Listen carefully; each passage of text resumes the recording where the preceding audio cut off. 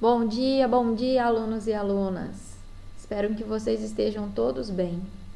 Sejam muito bem-vindos na nossa aula de ciências. É de um jeito um tanto quanto diferente, né? Mas se Deus quiser, por pouco tempo, logo estaremos dentro da sala de aula novamente. Hoje vamos falar um pouquinho sobre litosfera, ou crosta terrestre. A crosta terrestre é a camada mais sólida e recobre toda a Terra, toda a superfície da Terra. E ela é formada por rochas e por solo. As rochas, por sua vez, elas são formadas por minerais. Esses minerais aparecem em proporções diferentes, em quantidades diferentes. Observe a imagem do granito, que é essa rocha colorida. Cada coloração representa um mineral específico. Observe a coloração mais escura, ela é um mineral chamado mica. A coloração mais avermelhada, um outro mineral chamado feldespato. E a coloração mais clara, um outro mineral chamado quartzo. Dependendo do processo de formação das rochas, eu posso classificar em 3 grandes grupos. Então, o grupo das rochas ígneas ou magmáticas, das rochas sedimentares ou das rochas metamórficas. Vamos dar uma olhadinha nesses grupos? Para começar, falaremos das rochas magmáticas, que é quando acontece a solidificação do magma, né, virando uma rocha. Essa solidificação pode acontecer de 2 maneiras. Quando o magma se solidifica no interior do vulcão, então eu tenho uma rocha magmática intrusiva, como exemplo eu tenho o granito, ou quando esse magma é expelido pelo vulcão, resfria aqui com o ar da atmosfera, né, com o ar atmosférico, resfria e se solidifica. E aí eu classifico como uma rocha magmática extrusiva, pois aconteceu a solidificação do lado externo do vulcão. Como exemplo, eu tenho basalto.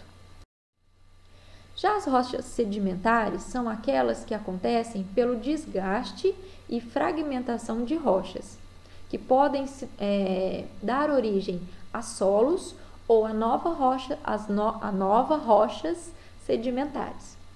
Para que ocorra a formação de uma nova rocha, eu tenho 3 etapas.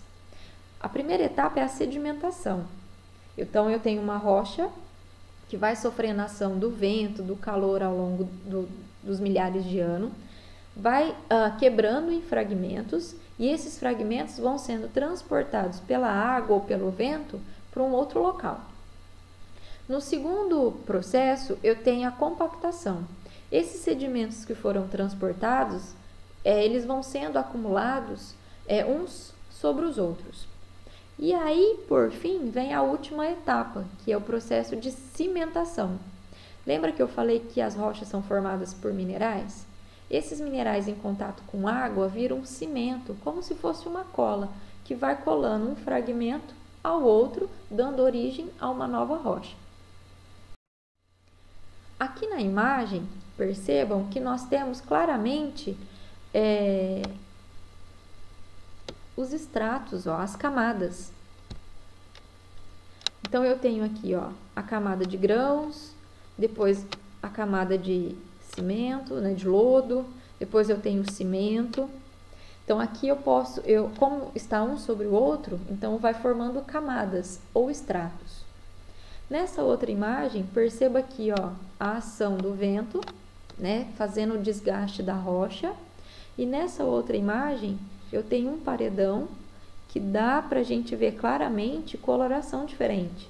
Então, cada camada aqui, ela foi formada ao longo dos anos por sedimentos diferentes, onde cada sedimento ele é formado por um mineral diferente, que vai fazendo com que a cor, né, vai mudando a tonalidade. Como exemplo de rochas sedimentares, eu tenho o calcário, o arenito e a argila. Por último, nós temos as rochas metamórficas. As rochas metamórficas vem de metamorfose, que significa transformação. Então, eu tenho uma rocha sedimentar ou uma rocha magmática que vai ficar enterrada, né, nas camadas internas da Terra e vai sofrer a ação da pressão e da temperatura.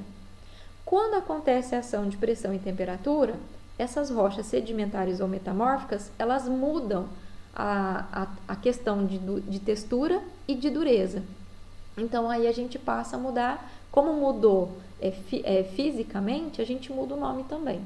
Então, por exemplo, aqui eu tenho o Pão de Açúcar, no Rio de Janeiro, que é uma rocha magmática, sofreu ação ao longo dos anos de pressão e temperatura e virou uma rocha chamada gneiss, que é uma rocha metamórfica.